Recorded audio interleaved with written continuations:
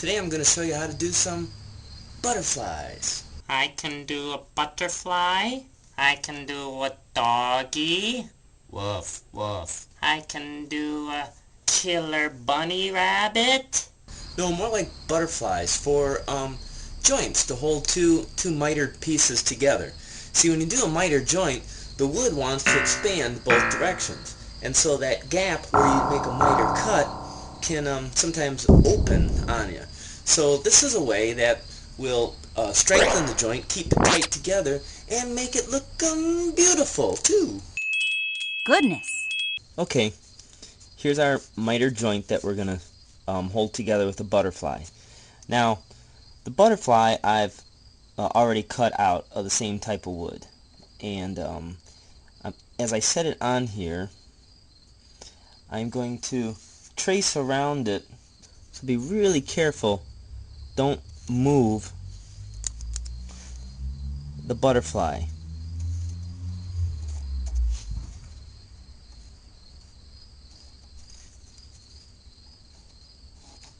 Also, too, make a mark on your butterfly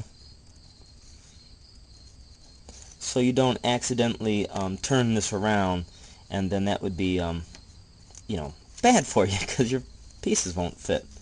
Now, I'm going to trace this with a marking knife, and I'm going to go around on my line. Okay, the first few strikes with the chisel are most important, and I'm not going to set it right on the line. I'm going to set it just a tad in front of the line, because with the bevel on the chisel, when you strike it, it's actually going to have the tendency to want to move this direction, and so we don't want to compress the wood and be outside our line. So I'm going to do it just in front of it.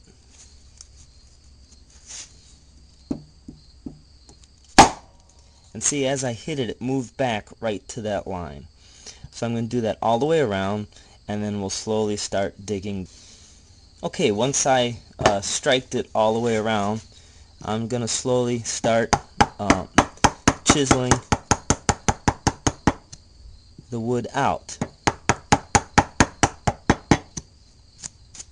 Now I'm doing this on all four sides of this tabletop piece, so let me take you to the other side, where I'm a little bit farther along. Let's go! Alright, this piece is a little bit farther along. Move along, move along. Here's a little tip too. When you, after you get started with chiseling away, instead of having your chisel go down straight, you can angle it in just a little bit. I'm holding this kind of extreme, but maybe like 2 degrees. Angle it in. That way you can make sure that as this presses down in, it'll be nice and tight up here on the outside, but have some room to compress and go in. Another little tip to help make your butterfly go in is just on the edge, you can just pare off the sharp corner of your butterfly so that it kind of has a slight chamfer to it, I guess, so it starts in easier. And then after that, we'll glue it up and tap it in. Tap, tap, taparoo. I think we all know how that goes, don't we? Okay, with our wood glue on our butterfly, I'm gonna tap it in, and I'm gonna see how we did here.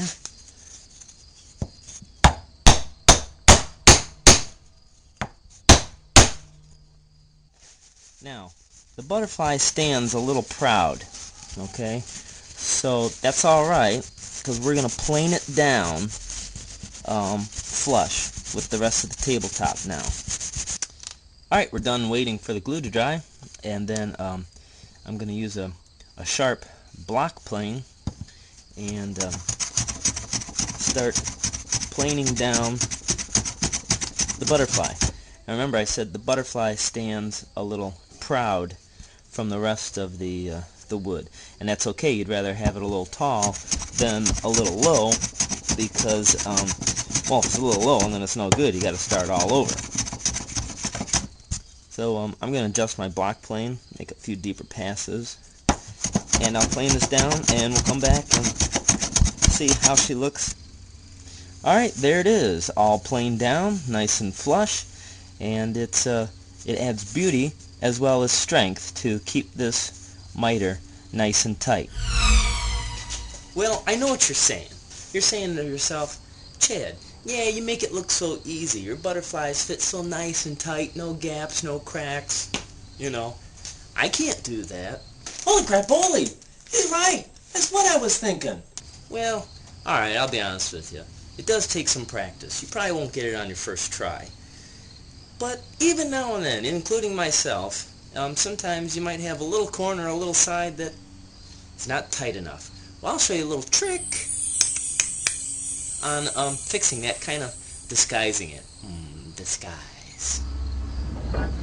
So here's the little trick to getting around your gaps. You're going to take a thin shaving of the same wood that you are building your project out of. And then with your ball peen hammer, you're going to tap this on a piece of an anvil or steel or concrete or whatever, and it's going to compress the fibers of this wood even smaller. Then with a little bit of glue that you put on, once you stick that into your gap, it's going to cause the wood to expand again. Once it dries, you can just plane it off, sand it, and the average person won't even know. Well, that's it for our show today. Hey, I'd like to take a second and give a special shout out. Ow. Ow. To all the people of the country of Belize. Hey, thanks for watching, and keep those emails coming. I read every one. And if you would like to see more videos, go to woodchoppingtime.com. And now, my favorite part of the day, I like to dance.